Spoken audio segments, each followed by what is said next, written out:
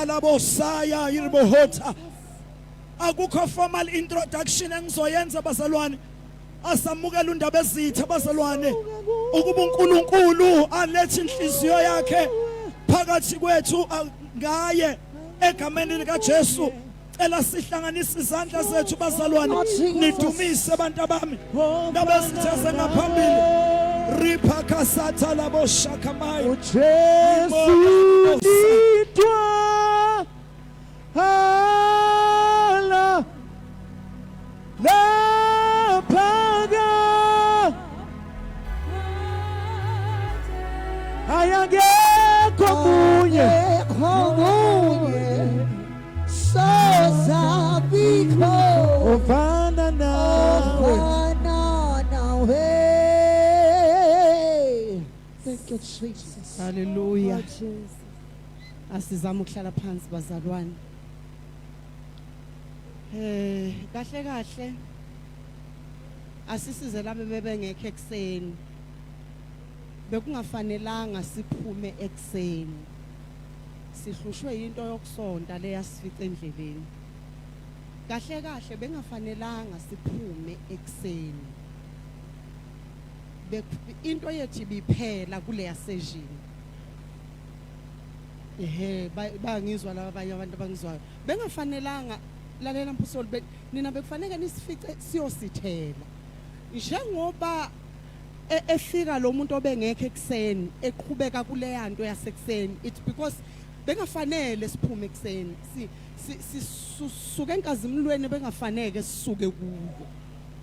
Akayosiza ke uNkulunkulu bazalwane, sihambe sibuye siyeke ukusonta. Asohamba sihambe nje sibuye sikiyeke ukusonta. Masibhali program singayibhali ngomthetho wamamedi namapherezi. Sithi nje mawuyovuma uNkulunkulu, mawungavumanga siyoyijabulela evela kuwe. Kuyosiza lokho bazalwane. Ngiyanibingelela ngegama lika Jesu. Njengoba ngithi mina ekseni uma eshumayela lapha umfowethu umyeni ngithi seku right manje asahambe. Kanti manje sisahlaleleni ngoba seku right yiyo into le ekade size linti namatshe. Nemfowethu into namatshe. Into inamatshe nje inamatshe. Manje ke ezinye izinto zikaNkulunkulu uma zikhulunywa zihamba phezulu kwenkakhayi kwabanye abantu. Kungezwakali sekufanele sincenga umusa kaNkulunkulu. Ngiyakhumbula uNkulunkulu ekhuluma ilanguage engayizwanga kakhulu ngomunye unyaka ngase ngimncenga ngathi ngicela ukukhuluma ulimi lwabantu. Ngiyeza ukuthi uyakhuluma inkinga yami angizwa ukuthi uthini. Manje angazi ukuthi abantu engiyoya kubo ngofike ngithini kubo ngoba ulimi lungolwasezulwini kakhulu. Awehle ukhulume njengomuntu. Njengamanje ke sidinga umusa kaNkulunkulu. Sidinga umusa kaNkulunkulu ngoba la ehamba khona akulona ulimi lwabantu. Akulona ulimi lwabantu. Ngiyangizwa yini? La ehamba khona njoba nje umoya ingcwele econnect into yasekuseni nemanje kunabantu abangeke bezwe ngisho ngoba ulimi akulona olwabantu. Mayikhulunywa ekseni eqala umfowethu lana siyakhuluma la no bishop ukuthi bapha abantu balento ekhulunywayo ngoba laba bahleli phansi mina ngiyabadabukela ngoba lento ekhulunywayo akuyona yabo. Ngoba phela uyayizwa into ukuthi ayingangabo ke laba bantu abahleli phansi ngithi mina ngiyabadabukela ingathi ngafika omunye umuntu ozokhuluma into elingana nabo kube khona into abazoyizwa ngoba lekhulunywa njengamanje it's too high. Alibonga igama lika Jesu.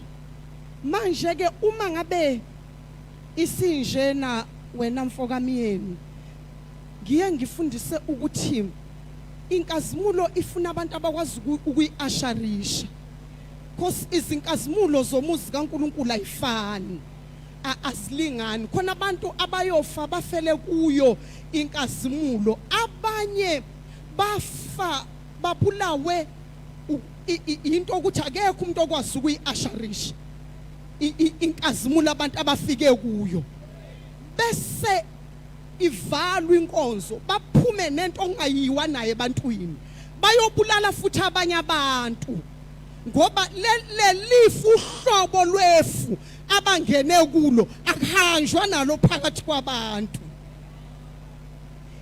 inkazimulo ifuna inkazimulo ukuasharishwa mfoka Mncube abantu abaziyo ukuthi ngiyabonga wena ngane yakwethu mawuyizwa into kaNkulunkulu ukuthi ngathi ufuna abantu abangaphe kwami iyangihlula manje ukuyibamba ungabi namahloni ukuthi phela ingqwele zomsebenzi ayikhulume ngoba angisazi ukuthi ngenze njani manje yivume ukuthi sayifuna ingqwele abafana sabehlulekile ngoba ihlabuswentu ayisabambeki njoba ibhonga nje inkunzi yakithi asiyoni ibhonga ihlabuswentu akekho umuntu okwazi ukusondela ifuna abantu abathile basilekelele ngoba funeka siphume nento sophuma kanjani nento mayisilokhu ibubula nje ibubula entabeni yakubo asiyoni lokhu ihlaba ngeimpondo ichitha lapha ihlaba ngeimpondo khona abantu abangazi ukuthi kwenzekani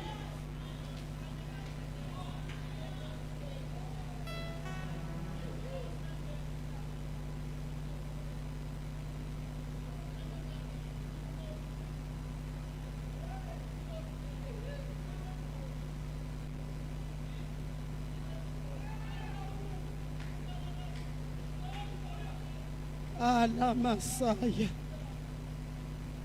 yasezulwini ke le sifike enkazimulweni moyo ongcwele sifike enkazimulweni ethile ake sime ngenyawo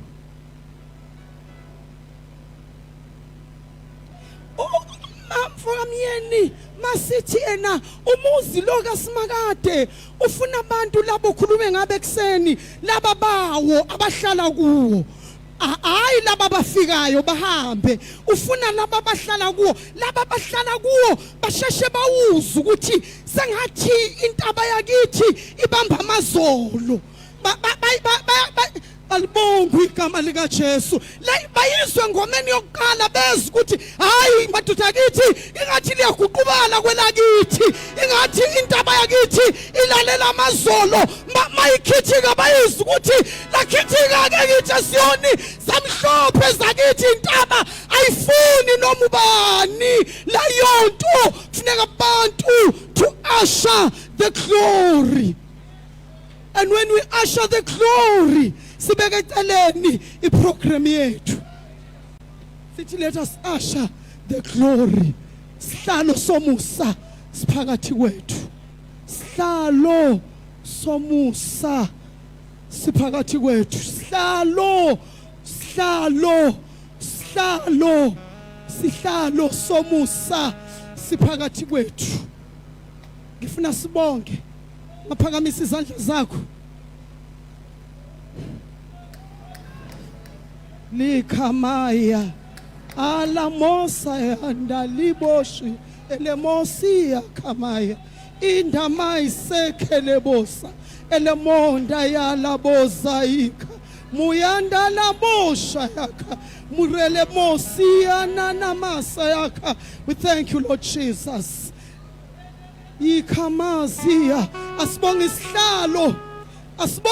isihlalo somusa esiphakathi kwethu vula umlomo wakho let us appreciate the throne of mercy kimaziendele mosaya let us appreciate the throne of mercy.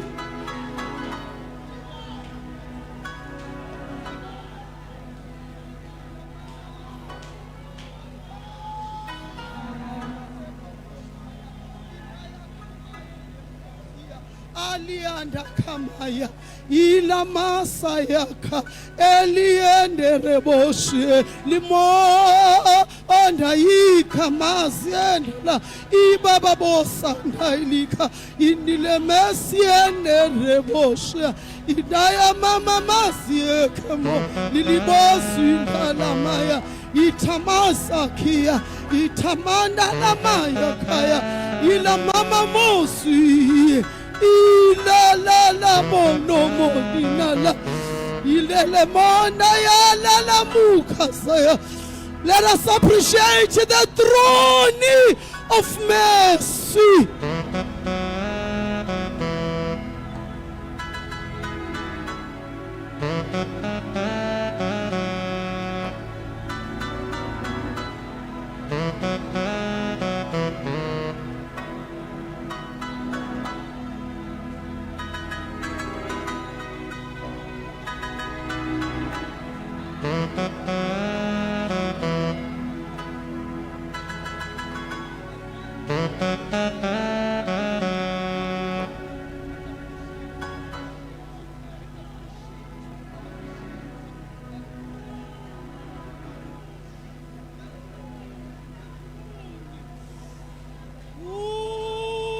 Maya, ila maya, ila masaya, ila mandaya. Come on, Lord, we appreciate your presence, God.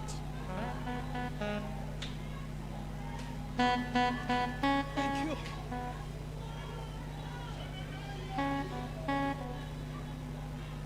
Jesus, peacemaker, was above.